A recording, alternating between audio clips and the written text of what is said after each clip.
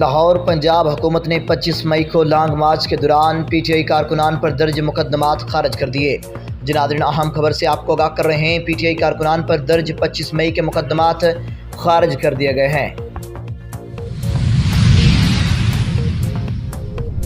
وزیر اعظم شہباز شریف کے دورہ قطر کے دوران پاکستان اور قطر نے مختلف شعبوں میں تعاون کو فروغ دینے پر اتفاق کیا۔ اسلام آباد۔ وزیر اعظم شہباز شریف کے دورہ قطر کے موقع پر قطری حکام نے ایئرپورٹ اور ہوٹل کے شعبے میں سرمایہ کاری کی خواہش ظاہر کر دی۔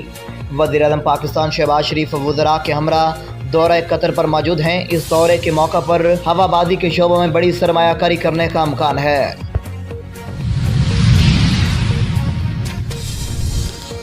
لاہور ہائی کورٹ نے طیبہ گل کے الزامات پر انکوائری کمیشن کی تشکیل کے خلاف درخواست پر انکوائری کمیشن کی جانب سے بھجوائے گئے نوٹس پر حکم امتناعی جاری کرتے ہوئے وفاقی حکومت سے 25 اگست کو جواب طلب کر لیا۔ ناظرین، اہم خبر سے آپ کو آگاہ کر رہے ہیں، لاہور ہائی کورٹ نے طیبہ گل کے الزامات پر انکوائری کمیشن کی تشکیل کے خلاف درخواست پر انکوائری کمیشن کی جانب سے بھجوائے گئے نوٹس پر حکم امتناعی جاری کرتے ہوئے وفاقی حکومت سے 25 اگست کو جواب طلب کر لیا۔ راولپنڈی سے اہم خبر سے آپ کو آگاہ کریں گی، وفاقی وزیر برائے داخلہ رانا ثناء اللہ کے خلاف اندراج مقدمہ کے لیے تھانہ گجر خان میں درخواست دائر کر دی گئی۔ وفاقی وزیر داخلہ رانا ثناء اللہ کے خلاف اندراج مقدمہ کی درخواست میں موقف اختیار کیا گیا ہے۔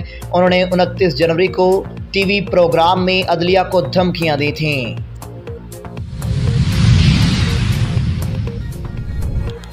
امیر جماعت اسلامی کراچی حافظ نعیم الرحمان نے شہر میں بلدیاتی الیکشن ملتوی کرنے کے خلاف دھرنے کا اعلان کرتے ہوئے کہا ہے، الیکشن کمیشن اور سندھ حکومت آپس میں ملے ہوئے ہیں۔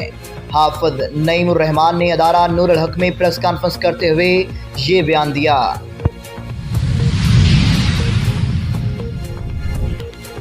میاں والی پی ٹی آئی ضلع میاں والی کے صدر نے وزیر داخلہ رانا ثناء اللہ، مریم نواز شریف، وزیر اعظم شہباز شریف کے خلاف مقدمے کی درخواست دائر کر دی۔